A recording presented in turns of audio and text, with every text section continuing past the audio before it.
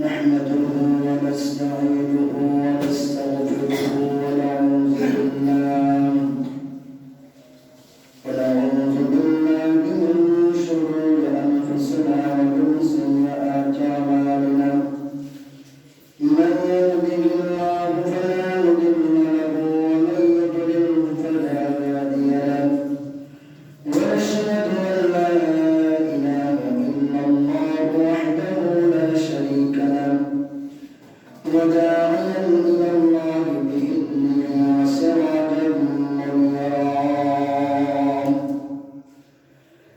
فقد قال الله تعالى في كلامه المجيد والفرقانه الحميد أعوذ بالله من الشيطان الرجيم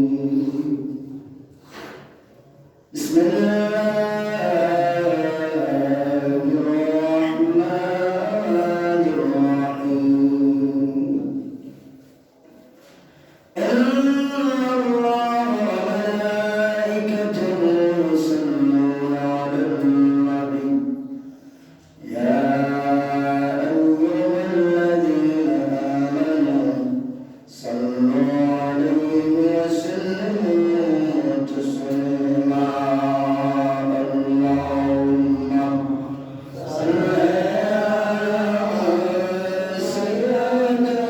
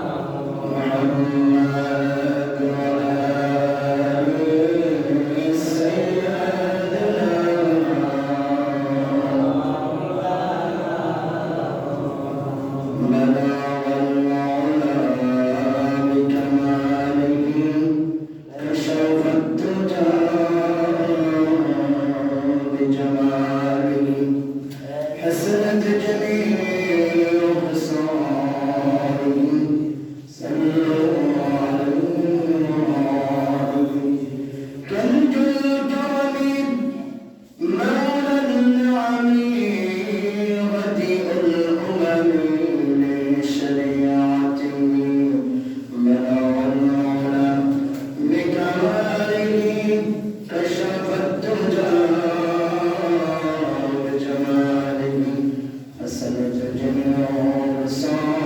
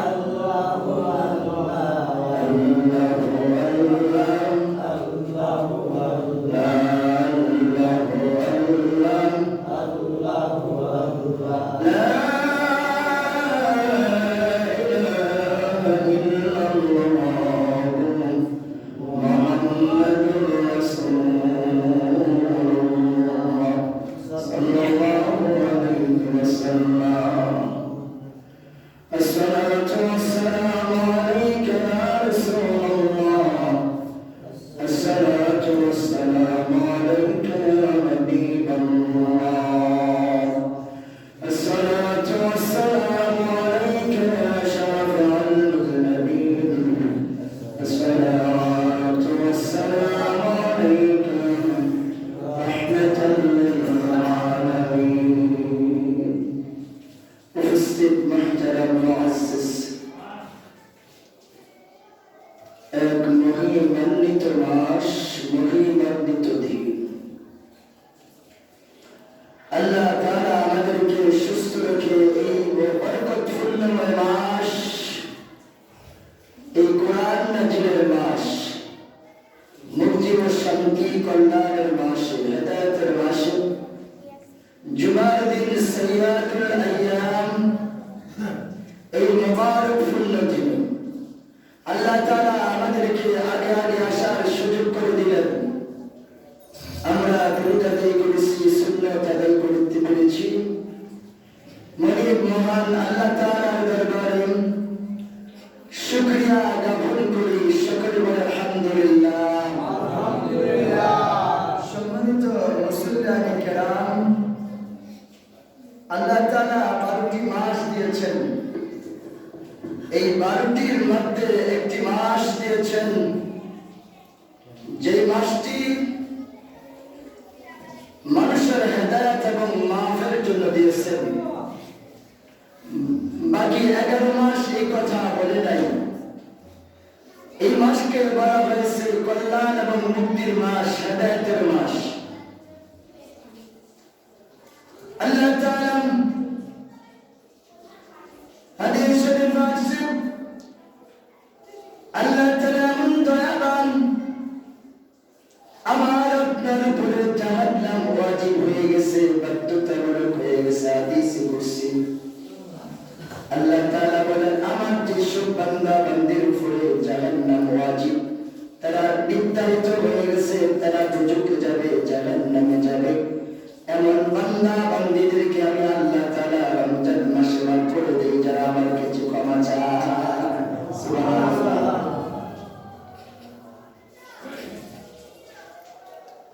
আর সুসংবাদ হাদিসে কুরসির মধ্যে আছে বুখারী শরীফের রাসূল ব্যাখ্যা করেন কেউ যদি রোজা রাখে রোজাদার যে ব্যক্তি আল্লাহর সন্তুষ্টির উদ্দেশ্যে রোজা রাখবে সিয়াম সাধনা পালন করে ওই ব্যক্তির জন্য ৭০,০০০ বছর দূরে চলে যায় জাহান্নামটা দুজকটা দূরে চলে যায় সুবহানাল্লাহ খুশি না বাজার দেখছেন যে যে রোজা রাখবো আল্লাহ তাকে কিরকম সম্মান করে যে তার জন্য নাকি জাহান্নামটা ৭০,০০০ মাইল প্রত্যেক দিন হিসাব করেন ৩০ দিন ৩০টা রোজা না এই ৩০ দিন ৭০,০০০ মাইল করে ধরেন কত হাজার মাইল জাহান্নাম ওই ব্যক্তির জন্য যে রোজা রাখছে শুধুমাত্র আল্লাহকে সবচেয়ে খুশি করার জন্য সুবহানাল্লাহ দূরে চলে যাবে সুবহানাল্লাহ সুবহানাল্লাহ এজন্য আল্লাহ তাআলার দরবারে আমরা আসতে পেরেছি জান্নাতের বাগানে এজন্য আমি আপনাদেরকে আগে সালাম জানাই আসসালামু আলাইকুম ওয়া রাহমাতুল্লাহি ওয়া বারাকাতুহু আমরা আল্লাহ পাকের দরবারে শুকরিয়া জ্ঞাপন করি যে মহান আল্লাহ তাআলা আমাদেরকে একটি মাস দিয়েছেন সেটি মাস হচ্ছে রমজান মাস এই রমজান মাস আমাদেরকে আল্লাহ তাআলা দিয়েছেন আল্লাহ তাআলা বলেছেন ইয়া আইয়ুহাল্লাযীনা আমানু কুতিবা আলাইকুমুস সিয়াম কামা কুতিবা আলাল্লাযীনা মিন ক্বাবলিকুম লাআল্লাকুম তাত্তাকুন সুবহানাল্লাহ আল্লাহ তাআলার দরবারে শুকরিয়া আদায় করি যে মহান আল্লাহ তাআলা একটি মাহে রমজান মাসে আমাদেরকে জুমার দিন জুমার নামাজ আদায় করার জন্য আসার আল্লাহ সুযোগ করে দিলেন সেজন্য বলি আলহামদুলিল্লাহ আমার বলি আলহামদুলিল্লাহ, আবার বলি আলহামদুলিল্লাহ, আবার বলি আলহামদুলিল্লাহ।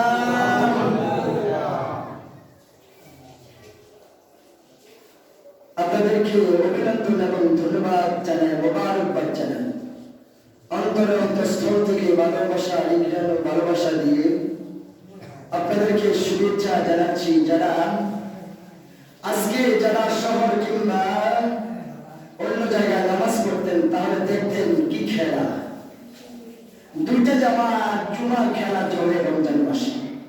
বলে এটা আবার কি বলেন যে রমজানের প্রথম জুমা উৎসে পড়া মানুষের বিষ, মানুষ কার আগে কে আসবে পাগল হয়ে যায় জুমার নামাজ পড়ার জন্য। সুবহানাল্লাহ। রমজান মাসে জুমাতুল বিদা, মাহে রমজানের বিদায়ী জুমা, কেউ এটা মিস করে না। আর প্রথম জুমা সবাই তাড়াতাড়ি জুমা ইমাম সাহেব আসার আগে জুমা না মসজিদ ভরপুর হয়ে যায়, বলে যায় সুবহানাল্লাহ। এজন্য আপনারা এই রমজান মাসে আমরা আগে আগে আসতে পেরেছি, এজন্য আল্লাহ পাকের দরবারে আমরা কৃতজ্ঞ জানাই। আমরা শুকরিয়া আদায় করেছি, যে শুকরিয়া আদায় করেছি আল্লাহ তাআলা আমাদেরকে আগে আসার সুযোগ করে দিলেন। এটা এমন একটি মাস, আপনি বাড়ি থেকে রওনা দিচ্ছেন নামাজ পড়ার জন্য, প্রথম কদমে আপনার 10 নেকি, আর আপনি রমজান মাসে পাবেন 70 নেকি। সুবহানাল্লাহ। প্রতি কদমে অন্য ওয়াক্ত ফরজ নামার জন্য আসবেন 10 নেকি প্রত্যেক কদমে। আজকে আপনার প্রত্যেক কদমে যারা কদম দিয়ে আসছেন প্রত্যেকটা কদমের বিনিময়ে 70 নেকি। সুবহানাল্লাহ। আপনি ওযু করেছেন, ওযু আপনি 70 বার ওযু করার সওয়াব পাবেন। আপনি একবার দুরূদ শরীফ পড়ছেন 70 বার দুরূদ শরীফ পড়ার সওয়াব পাবেন। আপনি 2 রাকাত নামাজ পড়ছেন, আল্লাহ তাআলা এই রমজান মাসে কেউ যদি 2 রাকাত 1 রাকাত ফরজ আদায় করে তাকে 70 রাকাত ফরজের সওয়াব আল্লাহ তাআলা দান করবেন। কেউ যদি রমজান মাসে 1 রাকাত নফল আদায় করে তাকে আল্লাহ সব নফলকে ফরজ বানাইয়া ফরজের সওয়াব তারা আমলনামা দিবেন। সুবহানাল্লাহ। আপনি রমজান মাসে একটা রোজা রেখেছেন, আল্লাহ তাআলা আপনাকে 700টা রোজা রাখার, একটা দিন একবার রোজা রেখেছেন, আপনি 700টা রোজা রাখার সওয়াব আল্লাহ তাআলা আপনার আমলনামা দিবেন। সুবহানাল্লাহ বলেন না? 30 দিয়ে 700 গুণ দেন, কতটা রোজা রাখছেন? তবে এটা যে এই মাসটা যে আমরা পেয়েছি, এই মাসটা শুকরিয়া আদায় করে শেষ করা যাবে না। অন্য কথা আছে বিদায়, আর ভূমিকাতে বেশি লম্বা করলাম না। এই জন্য আমরা আবার শুকরিয়া আদায় করি। আল্লাহ আমাদেরকে হায়াত বাড়িয়ে দিয়েছেন।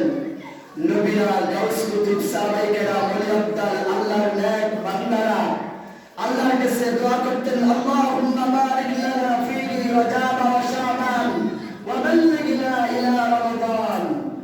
এই দোয়াটা করতেন যে রমজান পর্যন্ত আমাদের হায়াত বাড়িয়ে দাও। তারা বুঝতে পারছেন, তারা জানছেন ফজিলত, মর্তবা, ইজ্জত, মর্যাদা, শান আমাদের ইলম কালাম না থাকার কারণে আমরা রমজানের শান সকল বুঝি না।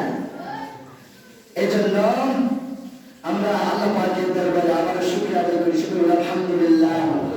আল্লাহ পাক বলেছেন, তুমি যদি লাইন শাকারতুম লাযীদান্নাকুম ওয়া লাইন কাফারতুম ইন্না আযাবি লাশাদীদ, তোমরা যদি শুকরিয়া আদায় করো আমি শুকরিয়ার নিয়ামত আরো বাড়িয়ে দেব। সুবহানাল্লাহ, সুবহানাল্লাহ, সুবহানাল্লাহ বলেন। আল্লাহু আকবার, আলহামদুলিল্লাহ। এই যে একবার বলতেছি 70 বার সওয়াব পাইতেছেন। সুবহানাল্লাহ। এটা নেকির মাস, এটা হেদায়েতের মাস, কল্যাণের মাস, মুক্তির মাস, প্রশিক্ষণের মাস, ট্রেনিংয়ের মাস। আল্লাহ তাআলা আমরা সকলে রোজাদার। এজন্য কথা বলবো, কথাতে বলতেই হবে, কারণ এটা একজন আল্লাহর ওলি মানুষকে পাচ্ছে না দিনের কথা বলবো। উনি একটা মুরুলের মধ্যে খেরের স্তূপের মধ্যে আগুন লাগাই দিচ্ছে, আগুন লাগাইয়া গাছের মধ্যে উঠে পড়েছে। মানুষ লাঠি ছোড়া লইয়া আছে, পানি লইয়া আছে, পানি আগুন বন্ধ করিয়া যে কে আগুন লাগালে খুঁজতে আছে। আল্লাহর এই বান্দাম বন্ধু আজকে দাঁড়িয়ে রাখছি, টুপি বাজার দিছি, পাগড়ি দিছি, জুব্বা দিছি, আবার গায়ে দিছি, কত সুন্দর শরীর লইয়া মসজিদে আসছি। বিশ্বাস করেন কিনা এভাবে তিনটা এভাবে আসে না।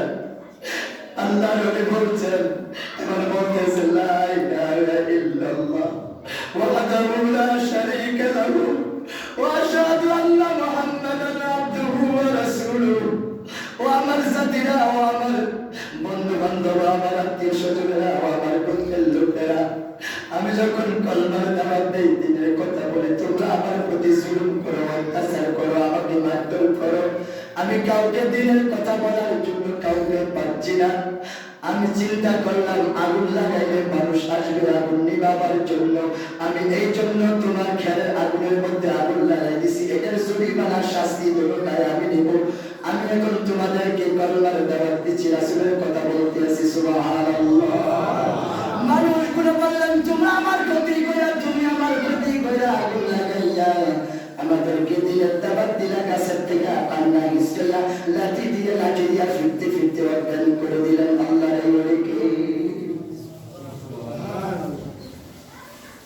ইসলাম কি এমনি আসছে? রমজান মাস রমজান মাসে অনেকে রোজা থাকে না মুসলমান, রমজান মাসে নামাজ পড়ে না মুসলমান। আল্লাহ হেদায়েত করুন। যেটা বলতে চেয়েছিলাম,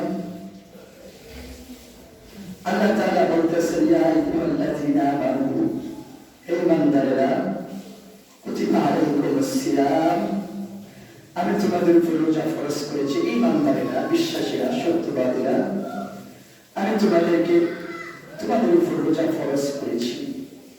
কামা কুতিবা আলাল্লাযীনা মিন ক্বাবলিকুম, তোমরা মনে করবে এটা নতুন কি আমার কাছে আসছে? তখন আল্লাহ তাআলা বলতেছেন, না, তোমাদের কাছে এটা নতুন কিছু আসে নাই।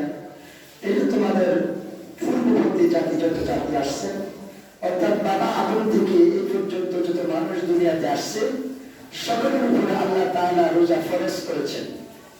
কোন নবীর যমুনা একটা রোজা ফরজ ছিল, 3টা ছিল, 5টা ছিল, 7টা ছিল, 9টা ছিল, 11টা ছিল, 41টা ছিল, 40টা ছিল, 17টা ছিল, 23টা ছিল। অনেকগুলো এখতিলাফ মতামত পাওয়া যায়। এই জন্য আল্লাহ তাআলা বলছেন, আমাদের উপর রোজা ফরজ করা হয়েছে। কেন ফরজ করা হয়েছে? মিন ক্বাবলিকুম, তোমরা যেন মুত্তাকি হতে পারো, লাআল্লাকুম, তোমরা যেন আল্লাহ তোমার রবকে ভয় করতে পারো। ভয় করো এই মাসটার মধ্যে, ভয় করো তোমার রবকে, মুত্তাকি হতে পারো। তোমরা যেন তাত্তাকুন, তোমরা তাত্তাকুন কামিয়াব, সফল কাম, তোমরা যেন নাজাত পেতে পারো, মুক্তি পেতে পারো। আমার সন্তান, আমি আপনি যদি জেলখানায় যাই, আমার 5 বছর 10 বছর সাজা হওয়ার পরে যখন আমি মুক্তি পাই জেল থেকে, মনে হয় যে আমার ঈদ, আজকে আমার ঈদের দিন, আনন্দের দিন, ঠিক না? আল্লাহ কয়, তুমি তাত্তাকুন, তুমি মুত্তাকি, সফল কাম হবে। সফল কাম কোনটা? ইয়া আইয়াতুহান নাফসুল মুতমাইন্না তুরজিই ইলা রাব্বিকি রাদিয়াতান, রোজা রসিক, যে তোমরা জান্নাতের মধ্যে প্রবেশ করবে। যারা তাত্তাকুন, যারা মুত্তাকি হইছো, তোমরা যারা সফল কাম হইছো, মুক্তি পাইছো, নাজাত পাইছো। সুবহানাল্লাহ। এখানে রেখে দিলাম। এরপরে আসি, আল্লাহ তাআলা রমজান মাস আসছে। রমজান আসার পরে আল্লাহ নবী রমজানের প্রথম খুতবা দেওয়ার জন্য মসজিদ নববীতে আসলেন। খুতবা দেওয়ার জন্য যখন মিম্বরের মধ্যে প্রথম পা রাখলেন, পাও মোবারক দেন, পাও মোবারক প্রথম খুতবা দেওয়ার জন্য। অর্থাৎ আমি এখন আলোচনা করতেছি, অনেক উলামায়ে কেরাম বসে বসে আলোচনা করছেন। কেউ বসে করছেন মিম্বরের মধ্যে। আমি এক জায়গায় ইমামতি করতে গেছি, একজন হাজী সাহেব, একজন মসজিদের সভাপতি বলতেছেন, ইমাম সাহেব মিম্বরে বসবে না। ওই আলোচনা আলোচনা করতেছে, আমি যে নতুন গেছি আমার কিছু বলতে আছে না, 2-3 জনে যে আগের ইমাম সাহেবকে নাকি কম বয়স ছিল এই জন্য মিম্বরে বসতে দেয় না। আমি সুন্নত হয়ে বসে রয়েছি, তাই বলে খুতবা দেওয়ার আলোচনা করার জন্য মিম্বরে উঠবো। সাইকি জয়েন হয়েছে প্রথম জুমা, ওই আলোচনা করতেছে ইমাম সাহেব মিম্বরে বসতে পারবে না। আমি আবার যখন টাইম মতো যে মিম্বরে বসে গেলাম, আলোচনা শুরু করলাম। হাদিস সাহেব দিলাম বসে এদিকে স্যার মসজিদের সভাপতি সাহেব, আমি আবার মিম্বরে বসে আলোচনা করলাম। অর্থাৎ ওরা হলো মিম্বরটা সম্মানিত, ইজ্জতওয়ালা, বরকতওয়ালা, এটার মধ্যে নবীজি বসে, এটার মধ্যে আর কেউ বসতে পারবে না। মূর্খ, জাহেল, অজ্ঞ।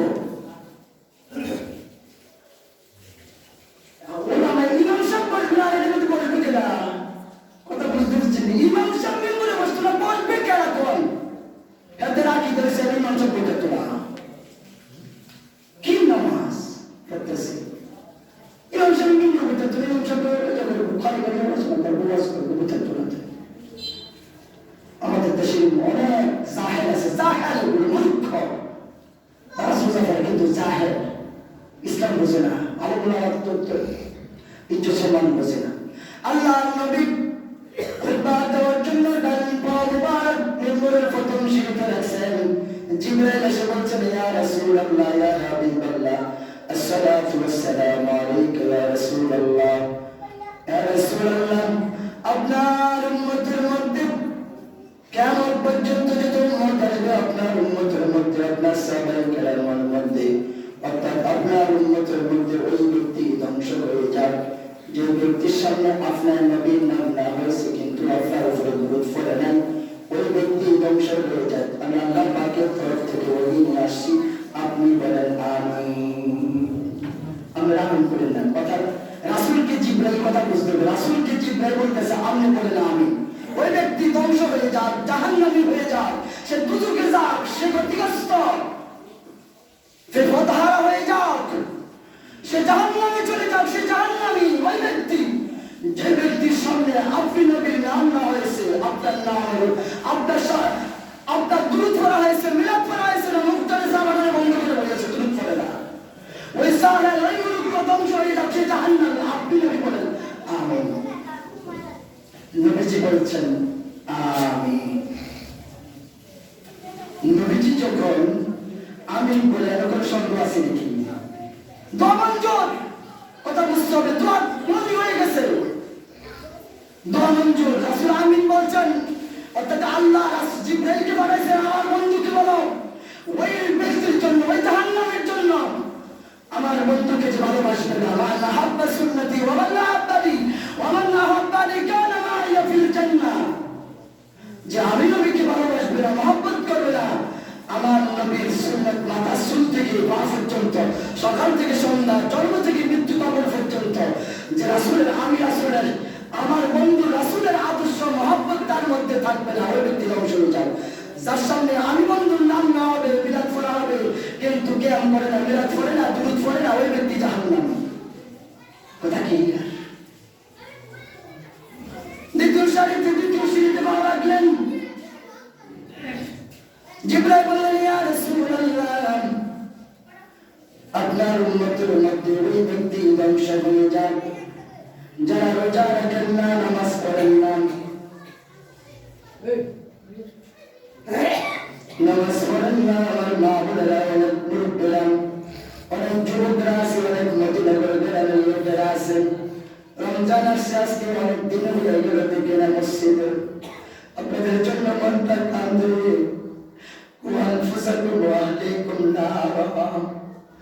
এই রমজান মাস পাওয়ার পরেও যারা রোজা রাখেন না, নামাজ পড়েন না, আল্লাহ নবী যখন দ্বিতীয় সিঁড়িতে পা রাখলেন, পা রাখার পরে জিবরাইল বললেন, আপনার উম্মতের মধ্যে ওই ব্যক্তি ধ্বংস হয়ে যাক। আই রিপিট, মা বোনেরা, মুরব্বীরা যারা বাড়িতে শুনতে আসেন, আমাকে গভীর ভালোবাসে, মহব্বত করে, নিয়ামত খাবার কিন্তু মসজিদে আনতে পারি না, এমন খোদার কারা আছে, আমি পাউডার মধ্যে বসি আর পরে মসজিদে আসে না। বুঝানোর আর বাকি রাখি নাই, ফজরে আযান দিয়ে গেছি,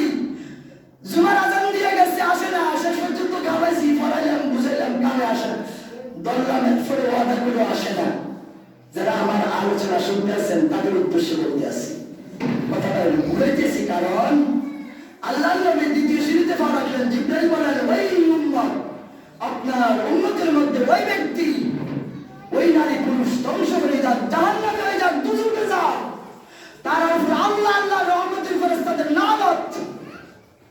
তার উপরে এবার বলছি, যে ব্যক্তি রমজান পাওয়ার পরে তার জীবনের গুণাগুলো মাফ করতে পারে না,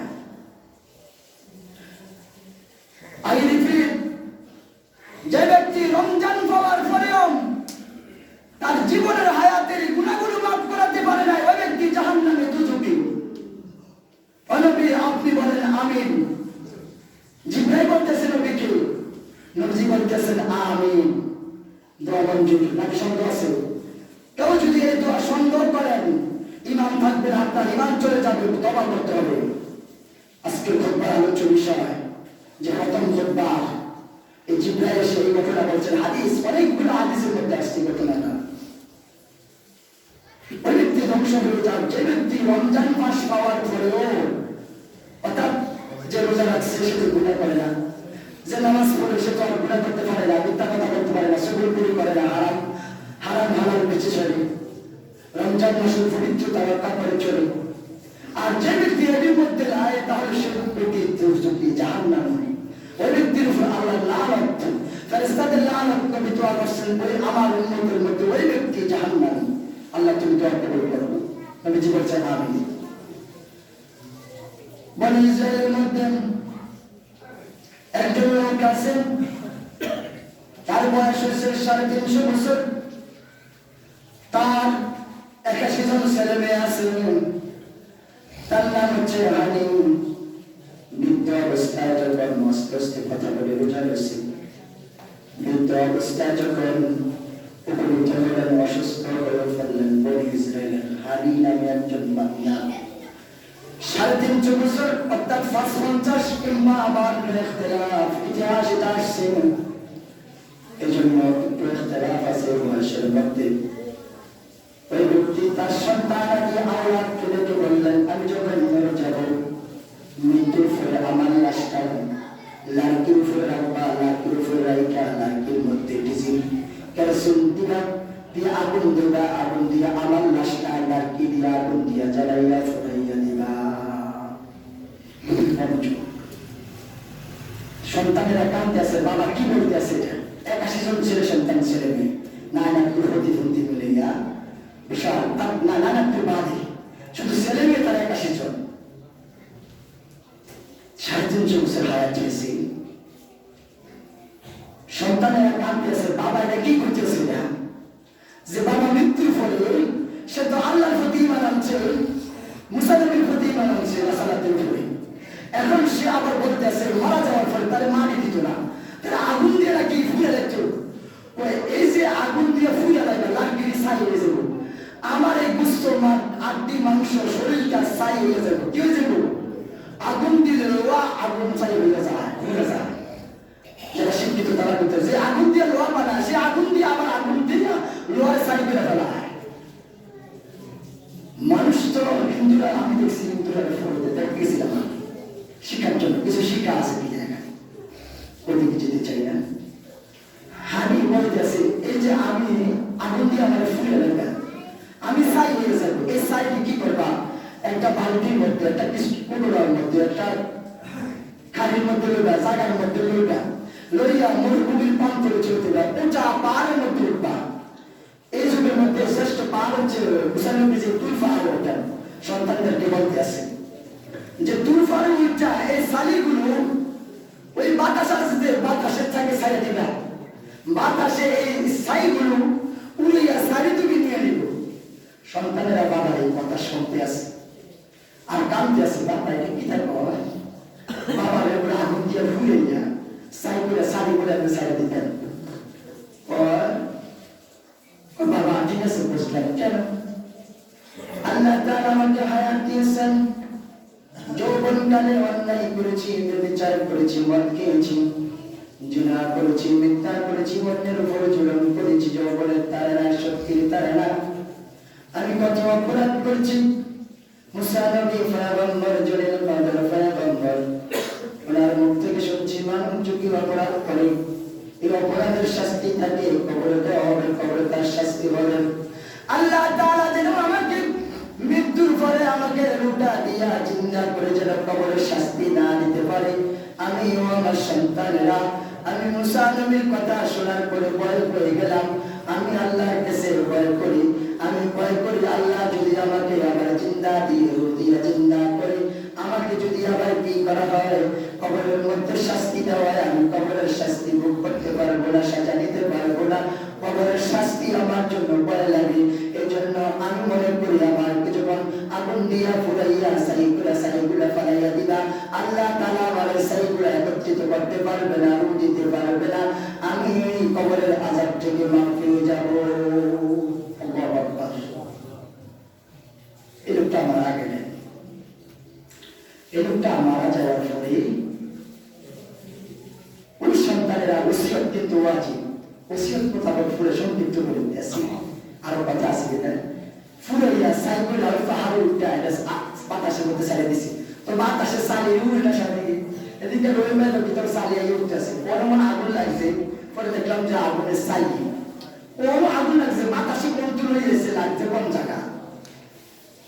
আল্লাহ তাআলা আজরাইলকে বললেন, আজরাইল তোমার ডানা মেলে দাও। সরি, আজরাইল ঠিক আছে। আজরাইলকে বললেন তোমার ডানাগুলো মেলে দাও, একটা সারি যেন জমিনের মধ্যে না পড়তে পারে, তোমার ডানা দিয়ে একত্রিত করে এই সাইগুলো আমার কাছে নিয়ে আসো। আজরাইল নিয়ে আসলেন, আল্লাহ পাকের কাছে নিয়ে যাওয়ার পরে আল্লাহ তাআলা কুন ফায়াকুন করে দিয়া ওই বান্দাটাকে আবার জীবিত করলেন, পরিপূর্ণ মানুষ বানালেন। সুবহানাল্লাহ। বানানোর পরে আল্লাহ তাআলা সংক্ষিপ্ত করে বলছি, জিজ্ঞাসা করে তুই এইটা বললি কেন? তোমার পয়গম্বর মুসা নবী থেকে শুনছি কবরের মধ্যে আযাব, গুনাহ করলে, অপরাধ করলে, অন্যায় করলে কঠিন শাস্তি পেতে হবে। আমি তোমার এই কঠিন আযাবের ভয়ে আমি চিন্তা করলাম আমার যদি আগুন দিয়ে সাইগুলা ফুলে গেলা, এই সাই তুমি একত্রিত করতে পারবে না, জিন্দা করতে পারবে না, তোমার মাথায় এটা দগ্ধ না। আল্লাহ মুসকে হাসে, তাই নাকি? তোর আগুন কেনা করলো, তোরে সাই দি, তোরে জিন্দা বানাইলো কেনা, রুদি লুকায়া, তোরে আবার ফিরে ফিরলো মানুষ বানাইলো কেনা? তো হানে তার নাম হানে, আল্লাহ বলা হানে। আই ফিল কেয়ারফুল, কথা বলা যাবে না, সময় কিন্তু শেষ। হানে তুই যে আমাকে ভয় করছ, আমার কবরে আযাবের কথা, আযাবের ভয় করছ, আমি আল্লাহ কসম করে বলছি, আমি আল্লাহ তোর 350 বছরের গুনাহগুলি মাফ করে দিলাম। যা তাকে তোর জীবনের গুনাহগুলি মাফ করে তোকে জান্নাতে বানিয়ে দিলাম। সুবহানাল্লাহ, সুবহানাল্লাহ। আল্লাহ নবী বলছেন, যে ব্যক্তি রমজান মাস পাওয়ার পরে আস্তে আস্তে আরো আস্তে বিক্রার মতো তাতে বলে উত্তর দেওয়া যেত না। তুই এই আল্লাহ নবী দ্বিতীয় সিঁড়িতে পা রাখার পরে বলছে ওই ব্যক্তি ধ্বংস হয়ে যায় যে ব্যক্তি কি করতেছে রমজান পাওয়ার পরেও কি করছে, তার জীবনের গুণাগুলি মাফ করতে পারে নাই। যারা শুনতে আছেন মাইকের আওয়াজ এবং আমার সাথে উপস্থিত, এখন কি গুনাহ মাফ চাইবেন, রোজা রাখবেন, নামাজ পড়ে মাফ করার উপর জোর দিলাম। তৃতীয় সিঁড়িতে পা রাখছেন, নবীজি তৃতীয় সিঁড়িতে বসছেন। এই জন্য আদবের বল খেলাফ, তৃতীয় সিঁড়িতে পড়া শুনলে বসা যাবে, কিন্তু সুন্নতের বল খেলাফ। নবীজি বসছেন তৃতীয় সিঁড়িতে। জিবরাইল বলছে, ইয়া রাসূলুল্লাহ, ওই ব্যক্তি ধ্বংস হয়ে যাও, ওই ব্যক্তি আল্লাহ কুদের মধ্যে জাহান্নামী হয়ে যাও যে ব্যক্তি তার মা বাবা পাওয়ার পরে রমজান মাস কিংবা তার হায়াতের মধ্যে মা বাবা পাওয়ার পরেও মা বাবার সেবা শুশ্রূষা করে নাই, মা বাবার সেবা করে নাই, মা বাবার সাথে সুন্দর আচরণ করে নাই, মা বাবার সাথে বেয়াদবি করছে, মা বাবাকে গালি দিচ্ছে, মা বাবাকে খাওয়ায় নাই, বৃদ্ধাশ্রমে পাঠিয়ে দিছে, এই রমজান মাসে মা বাবার খোঁজখবর রাখে নাই, বউ লইয়া, ছেলে লইয়া, শাশুড়ি শ্বশুর লইয়া, আঙ্গুর বেদনা লইয়া খায়, মা বাবা কি খায় খোঁজখবর রাখে না, খানা বলে দিব আইবাস দিয়া। ওই ব্যক্তি, ওই সন্তান সন্ততি পিতা মাতা পাওয়ার পরে যার পিতা মাতার সেবা করে নাই, শুশ্রূষা করে নাই, খদমত করে নাই, সুন্দর আচরণ করে নাই, ওই সন্তান জাহান্নাম, ওই জন্য তার ধ্বংস হয়ে যান। নবী কি বলছেন? আমিন। একটু পুলিশ করে দেওয়া